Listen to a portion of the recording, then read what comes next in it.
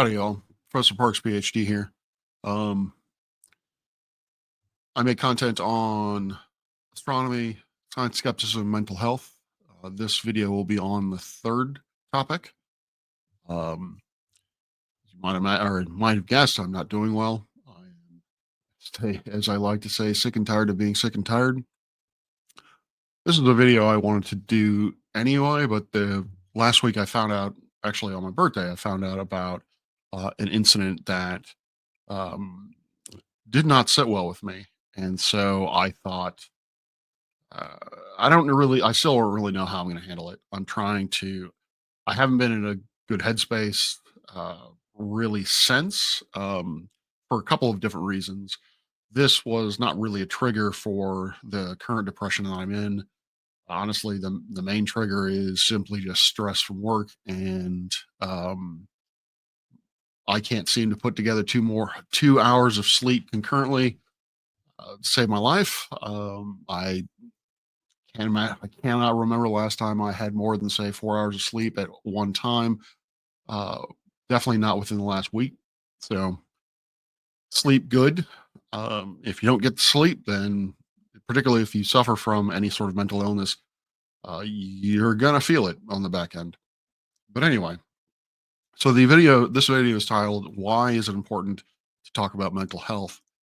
Um, I do this because I feel that while the landscape in terms of acceptance for mental illness has changed dramatically since I was first diagnosed back in the 90s, it's still got a long ways to go. And in my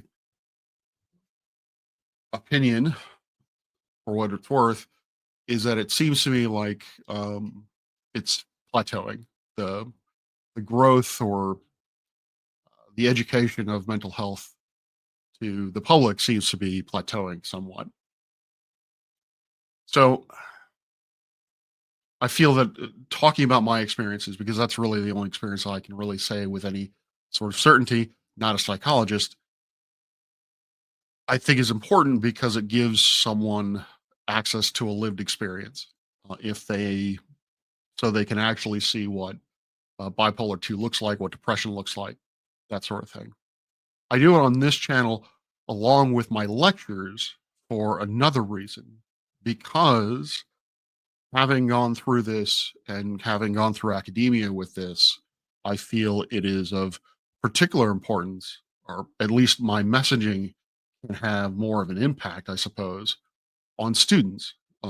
If you feel this way, if you have bipolar 2 or you experience depression for any reason, then I'm hoping that when you see these videos that I make, they are helpful.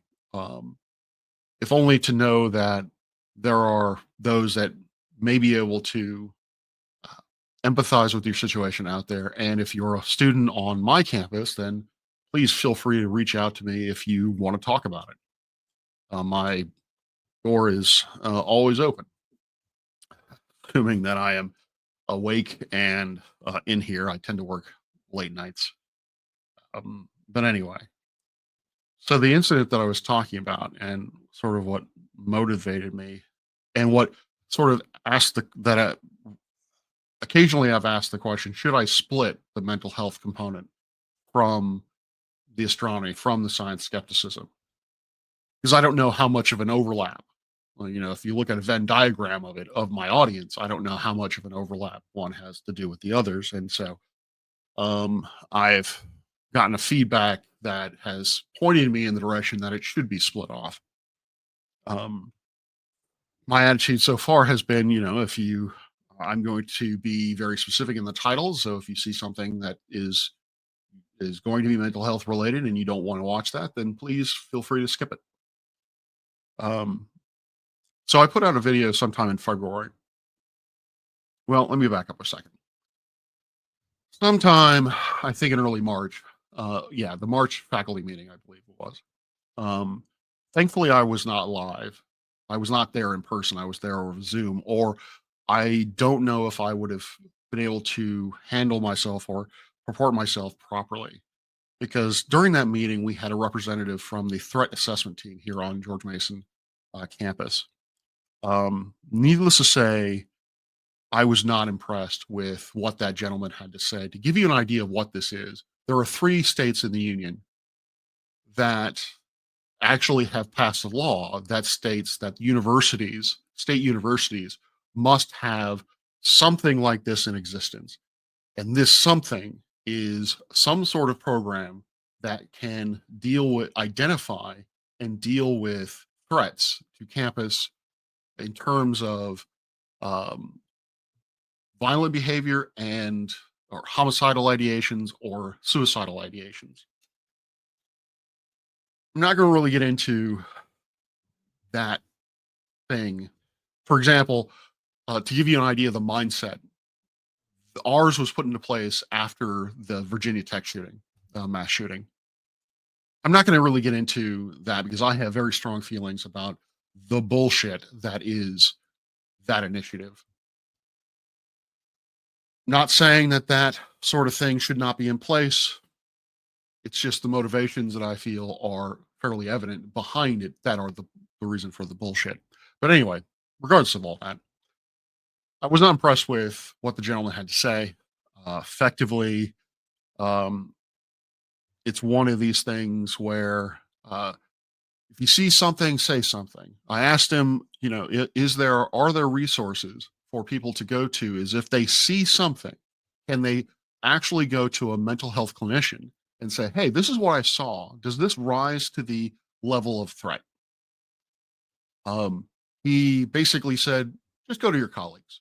So, no, there isn't, which I find to be extremely useful. The other thing that he did at the very end, as I was pushing back on certain things that he was saying, was that the university has no responsibility for the long term mental health of students, which I find utterly reprehensible. He referred to it, the rationale was we don't provide, university does not provide long term care for someone with congestive heart failure. For someone to be in the mental health space, to equate the treatment one gets for mental any sort of mental illness to that which you get for congenital heart failure is so ignorant as to be mind-boggling. I'm sorry, you don't go in to see a nurse practitioner or see a social worker every week if you have congenital heart failure. You are not constantly having to monitor or stay in contact with someone in the mental health community to be treated for this for that illness. So like I said, I was not impressed. I think I put in the chat, this is bullshit. So I'm glad I wasn't in there. Anyway, that went away. And actually, the gentleman who gave the talk actually contacted my department chair and reached out to have a conversation with me. I have not been enthusiastic about taking him up on that offer simply because I have very little faith that this is, or hope that that conversation will be productive in any way. And considering this is such a triggering topic for me, I don't know how well I would behave in that conversation because these conversations need to be measured and rational and cool. Passionate, yes, but over the top, no. And I can't guarantee that I would stay in a good headspace for that. Then I find out on my birthday that the reason for that meeting, the reason for that, why that person was at the faculty meeting was me. I am apparently I am a life debugger. If shit needs to be fixed, I'm usually the one to do it. I broke our grading system here or our, if you put in a erroneous grade, we previously had to do that by hand to make corrections. Um, I had a class of 230, and I made a mathematical error that affected all of them. So, yeah, I broke the system. Now it's actually digital. It's actually, modern now. So I kind of take a little bit of pride in that, but I kind of, it's kind of where where my head is at with this. The reason for this is that I made a video in February that alarmed one of my students. That student took it up the chain. Well, that student contacted a faculty member and it went up the chain. And what I discovered, I'm not going to get into specifics really, but what I discovered was that there were a number of things taking place behind the scenes under the guise of looking out for my own well-being, um, that were never communicated to me.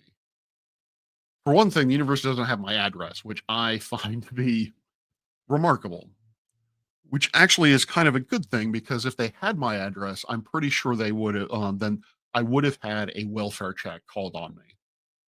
Welfare check, for those of you who are not aware, not seen me talk about it, is when cops show up to your door to make sure that you're not dead or not planning on making yourself dead or unaliving yourself, I guess is how you should put it on YouTube. Another thing that's bullshit surrounding this space, but that's Google. Um, where was I going with this? But because they didn't have my address, they couldn't do that. So they did a discreet welfare check, meaning that somebody had to take time out of their day to find my ass on campus. Apparently they did. They looked in, they saw me. Apparently they judged my demeanor as being not harmful or not self-harmful, and they went off and reported it on high. I was pissed. I still am pissed. Not to extent. I'm honestly at this point, because of everything going on, I'm just tired. I'm just frustrated. And so let me put this into context. You know, you might be thinking to yourself, all right, well, what's the big deal? Um, they if no harm, no foul. If you hadn't heard about this, then or if you hadn't caught wind of this, then your life would be no worse for wear. The problem is, from my perspective, is that when I have been honest about my mental health in the past, um, I generally get two reactions. Um, one is kind of like, okay, I'm sorry, I don't really know what to do, but if you need help or whatever, please, reach out or what have you. That's fine. That's I would imagine that's human nature. That's to be expected, unless you're a fucking sociopath and my telling you that I have this illness affects you not at all. But the other is to treat me with kid gloves. To treat me with this, basically, they are now on guard to monitor everything they say and do because they think that will cause me to go into crisis. That is infantilizing to me, to believe that I do not have the it, one people do that. In this situation, that is what was happening. One person explicitly stated the reason why this was being kept from me was because they did not want to risk the crisis getting worse. Basically, they thought that I would harm myself if they knew that people were concerned and looking for me. For someone to imagine they have that much power over my emotions, they have that much power over whether or not I take my own fucking life is beyond the pale. It makes me feel like, again, they view that I don't have the emotional fortitude to deal with big boy emotions, that they've got to coddle me in one way or another. Um, I want to make this very clear in whatever, for whatever context. I'm safe. I'm safe. But if I were to unalive myself, there is no one cause. I have a mental illness. There's shit going on in my brain that is abnormal. I am not neurotypical. I do not think the way that neurotypical people do. And so therefore, all of the grand scheme of things, all of the things that are happening in my life, good, bad, ugly, objectively, from an objective standpoint, they could be completely neutral. My brain will interpret them in a way different than yours. Even different from two neurotypical people are going to view the same event slightly differently. I'm going to view it very differently. And in my case, I am more than likely going to view it very negatively, even if from an objective standpoint, it has it's neutral or even possibly positive. So, if that were to happen, it is not going to happen right now. If it were to happen, no one is the cause. And if you feel that you are the cause, that is a you problem. And yes, I am irritated. And yes, I am angry. People do not have that kind of power over me. I have an illness and I need to take responsibility for it. And I'm trying to take responsibility for it. And if people think that they have the ability to make me do something so drastic, that's effectively taking the responsibility out of my hand. That's basically telling me that I do not have the capacity to take responsibility for my own actions. And I cannot tell you how hurtful that is. I cannot emphasize how hurtful that is. I can't speak to, I've lost friends to this. Not close friends, but I have lost friends to this. And I can't, and I don't want to, and I don't want to um, say that if you've ever lost someone because someone has, you know, unalive themselves, I don't want to say that, you know, it was, I don't know what was going on in their head, but for my own sake, that if that happens, it's not right now. If that happens, then it is no one's fault but mine. This is my illness. This is my life. This is it is in my hands, and no one has the right to fucking take that from me.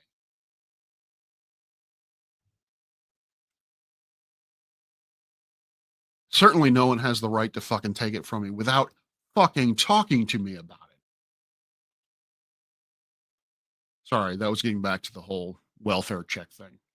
Um, because if you are again are not aware, there is a non-zero chance that depending on how the cops feel, and then depending on how the clinician feels afterward, I could very well spend 72 hours in a mental hospital against my will.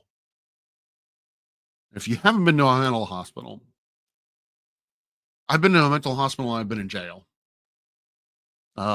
Not prison, jail. Uh, misspent youth. The two are different. The two are definitely different, but in some ways, not so different. Um, it's not a good time. It's definitely not a good time. Um, at least it isn't for me. So I am particularly keen to not go into the hospital. Um, particularly when it's something like this. So let me put that video into context. I'm not entire I think I know what video it is. I haven't looked into it. I think it's the one where I was expressing how much pain I was in. The context of that video was again going to the reason for why I post these videos in the first place is that I want to be honest. I want there to be an honest portrayal of what bipolar 2, of what depression looks like. Because I don't think there is a good example of it or many good examples of it in media or anywhere.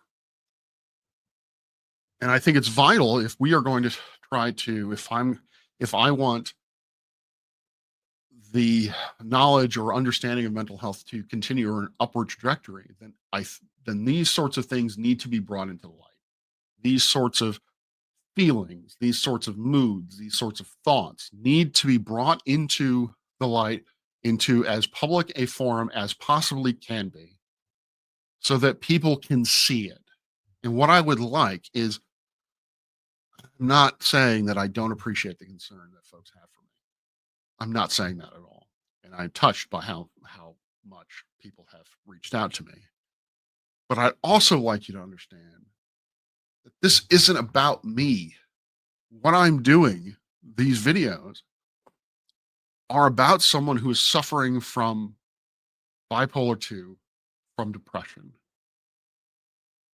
And I don't want that not to be seen because this has to be for a reason. My illness has to be for a reason. I have to find a reason for it to for me to have been going through this. And for me, that reason is advocacy.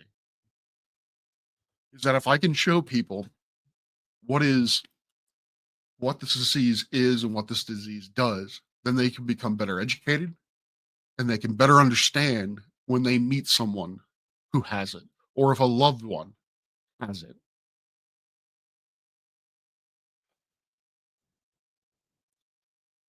So if you see videos like this in the future, please keep that in mind that I'm not doing this as a cry for help. I'm not doing this to um, get sympathy, to play the pity card or anything like that. It is so that people can understand what someone like myself goes through on a very regular occasion. Anyway, so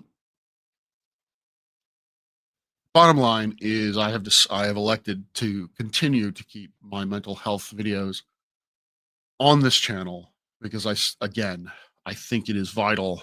I don't have a very large audience. Um, but I do have an audience of students, obviously, apparently, and they're the ones who need to hear this, in my opinion. They are the ones who I believe can benefit most from hearing this. If I put it on a different channel, then if I want them to hear it, I have to tell them about the channel, and it's just easier this way. And if you are someone who suffers from depression, then um, yeah, you understand how vital energy is. Um, I keep mentioning bipolar 2 because my diagnosis, because the original video I wanted to make wasn't, and I may make it, I hopefully will make it in the future, is that mental health is not monolithic. We talk about mental illness. We need to stop talking about mental illness. We need to start talking about schizophrenia. We need to start talking about bipolar. Bipolar 1 and 2 are actually very different diseases. They are similar in that there is a cycling, but bipolar 1 is much more, from my understanding, is much more manic oriented, whereas bipolar 2 is much more depressive. Um, feel a lot more depressed, or have a lot more depressive episodes. Those are different from borderline personality disorder. Those are different. That is different from ADHD. So we need to stop talking about mental health, mental illness, and start talking about specific illnesses. All right. That's all I got for today. I'm way fucking behind work. So that's what I'm gonna go do, hopefully. All right. Hope you enjoyed this. Like, share, sub, whatever. Peace out and clear skies.